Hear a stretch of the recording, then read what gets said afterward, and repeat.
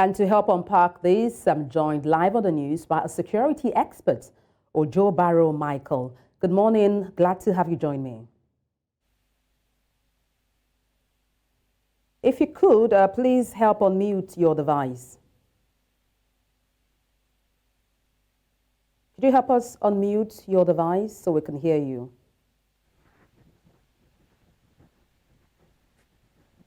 Yeah, good morning. I'm with you.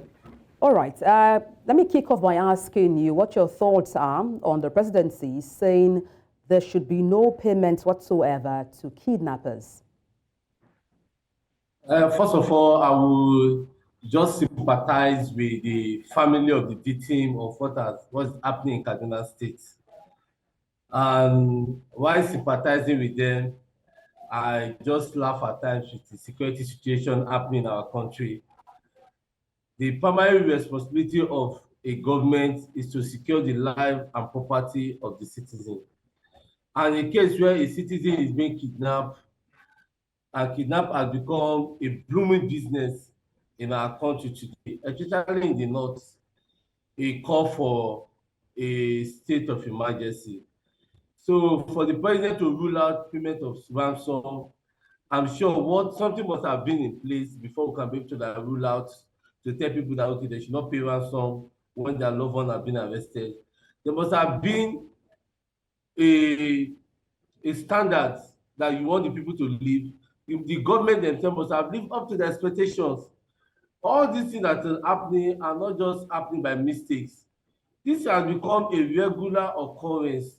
So what are the government putting in place to avert all this situation before we can now say, okay, oh, this thing should never have happened. And now that it has happened, don't pay ransom. No family member will want to eat when his family member has been kidnapped. No family member will want to sleep when his family member has been kidnapped. So ruling out of ransom for now is not an option.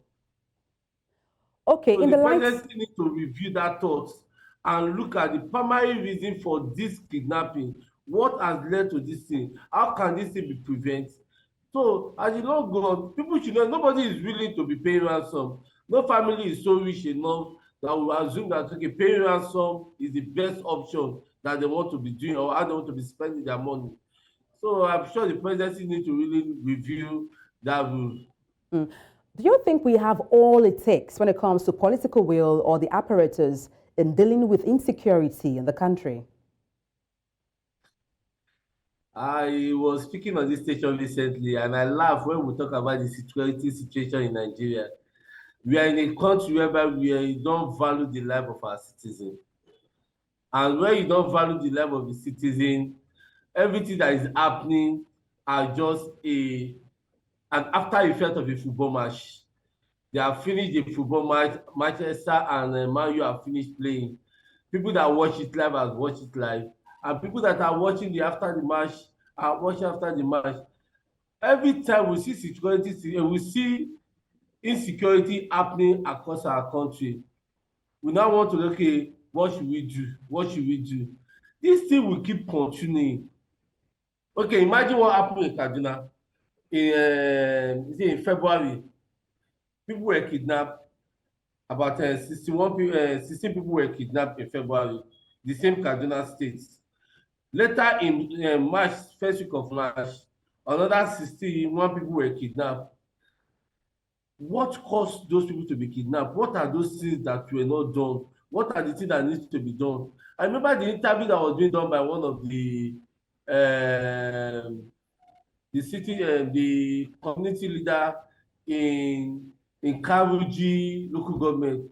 He said a military officer or a commander was removed, and that is what made kidnapping to wake up again in their community.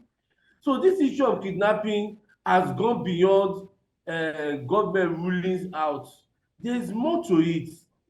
There is something that is being called conspiracy in criminality, where people come together and define how they want to operate. Okay, for instance, people that were kidnapped in Kaduna, we heard that many of them were taken to Zamfara. So if you look at what is happening, it shows that these people, they are well coordinated. There is the collaboration between some of our security agencies Collaboration between this kidnapper and the community leader. There is no way crime will be succeeding in a particular community if the community leaders are not involved. Let's talk The a bit. first point of call is the community leader. Yes, just to quickly, chip in there because of our time. What do you make of northern Nigeria? We have seen, cases of kidnapping. Reports say we've had over 300 pupils kidnapped, kidnapped in Kaduna, Katsina, and also Kano State. Why do you think insecurity, kidnapping continues to fester in northern Nigeria? Underdevelopment. Due to the underdevelopment, the people want their voice to be heard. Nobody heard anything about nobody know what's called Shibok community in Borno State until when the kidnapping happened there. Most of all these community leaders have said they want their community to develop. They want the world to know about their community. So many of them will collaborate with this kidnapper to come and kidnap them. So people will know. Me and you, do you know anything that is called Kuriga local government before? Or do you know Karujuwi local government or Goni Gara local government? Most of us don't even have anything to do with this local government.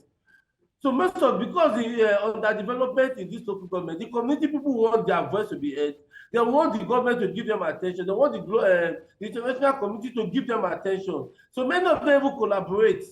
Come and work in our community. Come and kidnap people in our community. So at the end of the day, they will come and listen to us. They will come and develop our community. They will know that something is happening here. So it's underdevelopment. If a community 260 something people is being taken away from the community, the next community, a neighboring community, 60 people was being taken away. Within 2 weeks, over 300 people were being taken away within a local government. And this is not a child play. One life alone matters. How much more 300 people? So they want development in their community. And I'm sure many of them can believe they are sincere with themselves. There is a collaboration between the community leaders and this kidnapper. All right, so that's a fine place to wrap it up. Thank you so much for your expertise on the news. Ojo Barrow, Michael, a security expert. Thank you once again. Thank you very much.